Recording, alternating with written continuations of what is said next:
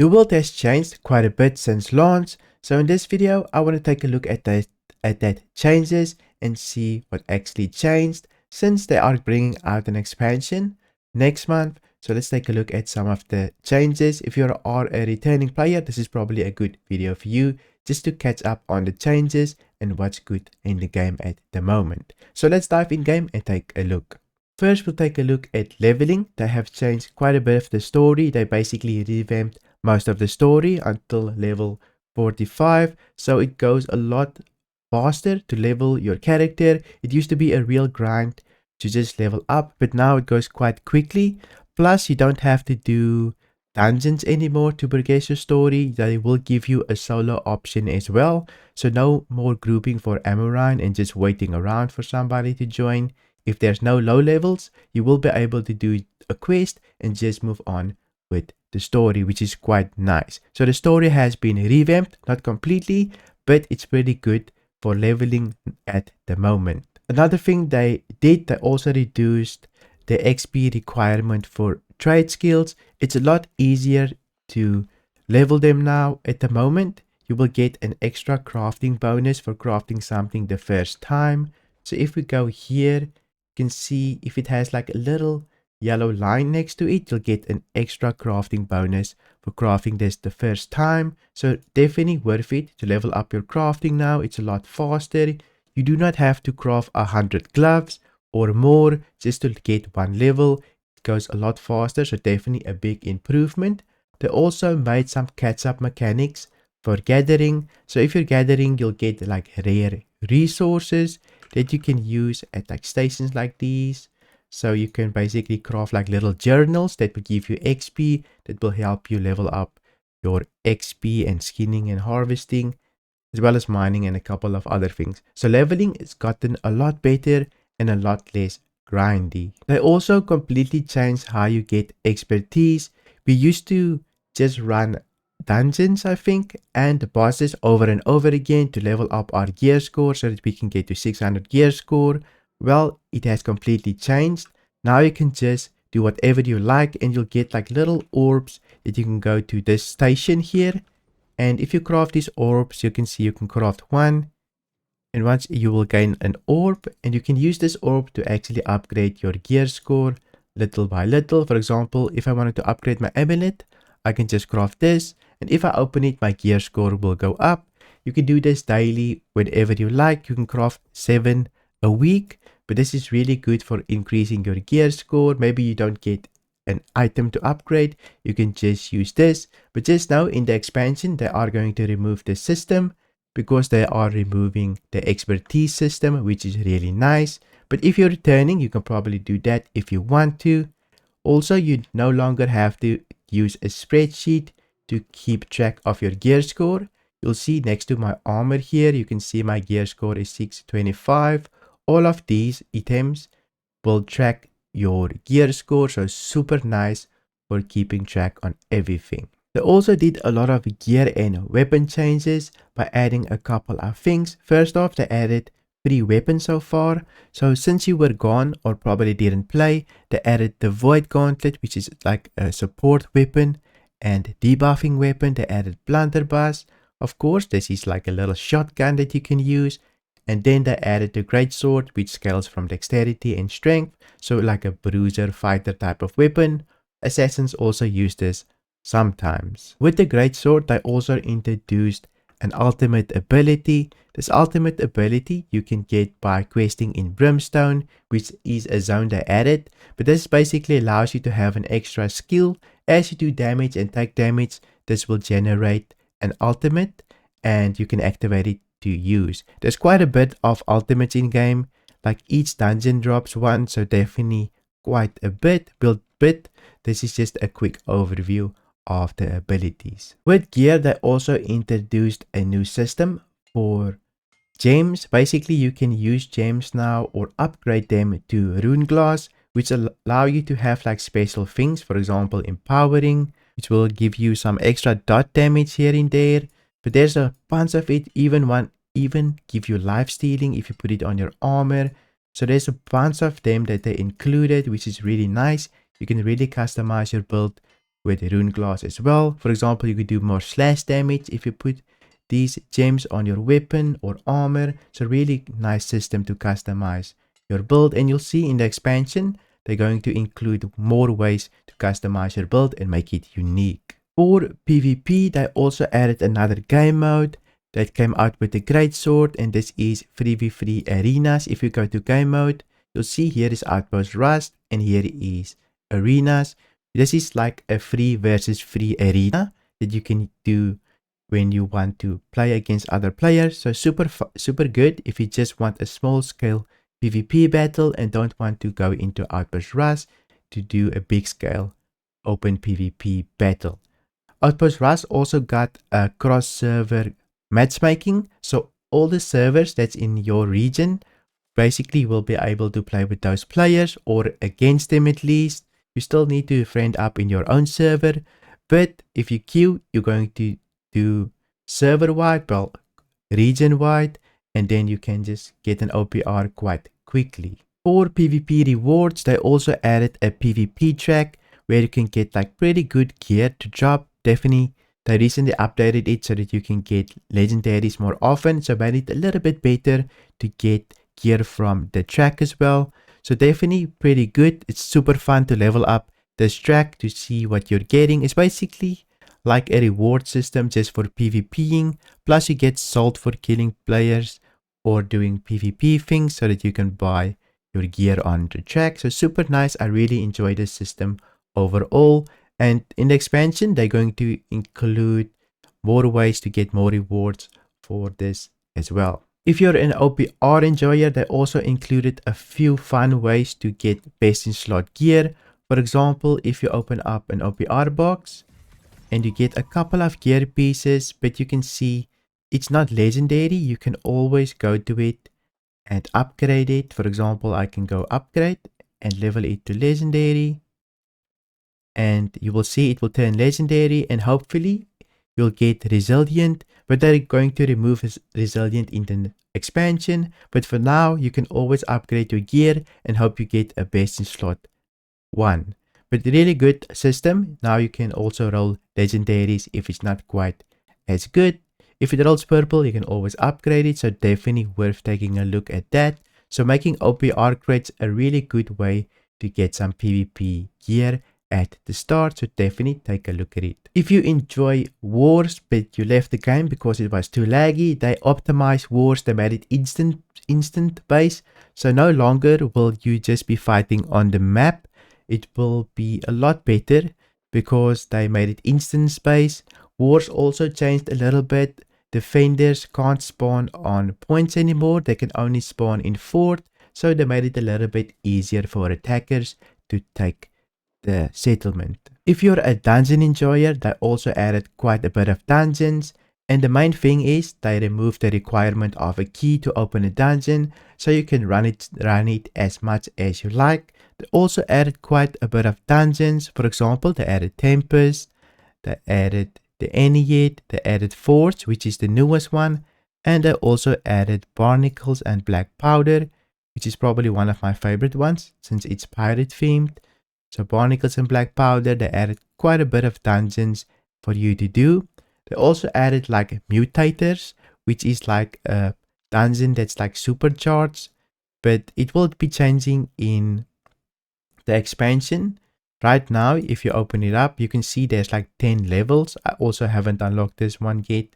This is my legacy character. On Fresh I did, but you can see there's like levels to it where you can unlock until level 10. It gets more difficult and so forth, but you can see they expanded on the system a little bit. In expansion, you're only going to get 3 levels. You're going to get story mode, then you can get like a difficult one, and then a more difficult one, which is level 3. This is just to like squeeze the levels so that you can get dungeons a bit more quickly. So definitely a good system that's coming for the expansion. If you want to find dungeon, you can see here there's also a group finder. So if you want to find a group, you can just create a group and type in a little bit. Let me just see if I can make one here. Just go here, you can create a group. You can even type in here what do you want. You can choose your role, your classes. and then accept anybody you like. You can also take a look at their gear score just to see if you want to allow them in, if they're going to do good damage. Pretty good system if you want to quickly group up with players. You don't have to type in chat to look for a dungeon anymore. If you farmed dungeons over and over again for a specific item and it never dropped, well, they did introduce materia, which will allow you to craft any named weapon if you get enough of it. So definitely a good system. So if you don't get that ring that you really wanted from that dungeon, if you do it really a lot and you don't get that item, you'll definitely be able to craft that ring just at a station. You don't even need to level up that profession. You can just go there and craft that ring, which is super nice. For PvE, they also added raid groups. They introduced like a sandworm. I think it's like a trial, so you can do this with other players. I think it's 10 men or more. They also introduced a event arena, which is like 10 players or more. Well, mostly 10 players. You can only do 10 players on this one, but it's like super good. Just like a little hatchery that they activated for the season. So you fight a fire boss here and you get some rewards. Pretty good PvE gear. Super good if you just quickly want a gear. Just slot in some rubies in your armor if you're a low level and go try this out, and you will definitely get some good gear. Need to be level say 60, but as soon as you reach level 60, just slot in some rubies and you should be good to go. They did expand on the game quite a bit. Probably the biggest expansion that they did on the game was a new zone. This is Brimstone, which is like a desert theme, Egyptian and Roman themed zone. You'll get the quest here as well, where you can go through everything. But you can see there's like a pyramid there, which actually is the place where the dungeon is located. It's off in the distance. Here is just the city here. But you can see it's like Roman, Egyptian themed. So pretty good zone. It's probably one of my favorites. I spent about 90% of my time in the zone since it is an endgame zone, but probably one of the best ones at the moment. Just before Brimstone launched, they also added another profession or trade skill, which is music. Like you can level up your music. You can get like extra buffs for playing. For example, increase gathering speed, increase territory standing, increase share group XP, and a lot of other things that you can do. But just basically, you can just pull out your instrument and you can play. You get like a flute, like a guitar, and whatever, a bass, and a couple of other things, drums as well. So pretty good. You can just play it by pressing. You can just see if I press my button, you can just choose a song here and you can play something like in a Guitar Hero style. I'm probably not going to do it since it's going to take quite long, but you can see the gist of it. Another thing they added was quick swap for gear sets. You can now get a button here at the bottom and you could open a gear set panel here. You can see I'm slowly but surely building my gear sets, but I can just go equip and I'll quickly swap out my gear to anything I want. I mostly have my PvP sets here, but you can just quickly swap your gear, and this is what they added. Just super nice feature, and I really enjoy just hot swapping my gear for dungeons or for PvP if I just want to switch up my build. Now that we have gear sets, you probably want to customize your look. Well, you can go here and activate Transmog. Basically, each week you can get a token where you can take any weapon, unlock it, and then just transmog it to a gear set you like. I already played a little bit with it. You can see here's my character. I'm trying to go for like a bony warrior. See, I've got like bone boots and like boniness here. I'm still looking for my gloves, which I can't find on the PvP track, but I'm grinding away at it. It gives you something extra to do so that you get some really good gear that you can farm for. It looks amazing. So definitely worth diving into Transmog if you like customizing your character to look a specific way. If you're not into Transmog, then you can always do some leaderboard things. For example, they did bring out leaderboards. It's nothing spectacular, but at least you can keep track and you do get some rewards, like special rewards. If you're top on the leaderboard, I believe top 10 gets like a chase piece. That's like super nice. So you can definitely grind for this or try to reach it if you want to. There's like PvE, player versus player, and trade skills, and a couple of other things that you can try for leaderboards. Some of them reset more often. Think the PvE ones reset like weekly, so definitely try your hand at this if you want to get like a really cool armor piece that you can show off to other players. Not only do we get leaderboards, we also got a season's pass. Now all of the season pass, you get a free track and you get a paid track. I never really buy the season's pass just because I don't want the skins that they introduced there, but you do get free skins up here and free resources as well, which is nice, but it's definitely not game breaking. I only wish I could get the wormy mode, but I'm not gonna buy this. But if you're interested in a season pass, maybe free umbral shards, free tokens, sometimes you get some free gold on top of here. So definitely worth taking a look at if you enjoy a season's pass. But this is definitely not pay to win. A lot of people think it's pay to win because you get like little boxes here at the bottom. It really makes no difference for your character. Most of the gear you get is just salvage. It's never based in slot. So doesn't really make a big difference in my world. But if you like to grind this out, definitely worth doing. They also gave Referral a complete makeover. You can see it's more like almost like London, I guess. More like the UK, I have no idea. But like you can see they reworked it completely. The houses is like brick. It's really nice. They also did Monarchs, I believe. Monarchs Bluff. I'm quickly going to travel there and show you. But yeah, just a quick, you can see like the vibe here is way different. So they made the city more unique. But let me quickly travel to Monarchs to show you as well. For Monarchs, they went like a King Arthur theme. You can see it's like a lot of castles and things. You can see there's a castle. Let me just run a bit closer so that you can see.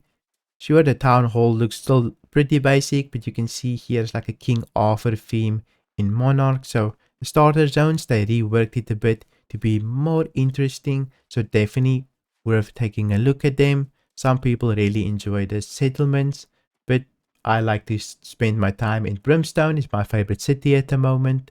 So definitely take a look at these updates as well. For crafting, they did a lot of updates with crafting as well. They introduced a golden scarab system. This golden scarab you can farm in Brimstone. What this allows you to do is craft gear with 2 perks. You can lock in the attribute. For example, you can lock in strength, and then you can use timeless shards, which is like a crafting pattern, and you can lock it in as well, and then roll with the golden scarabs where you can guarantee 2 perks. So this made gearing a lot easier, but in the expansion they will allow you to lock in 3 perks.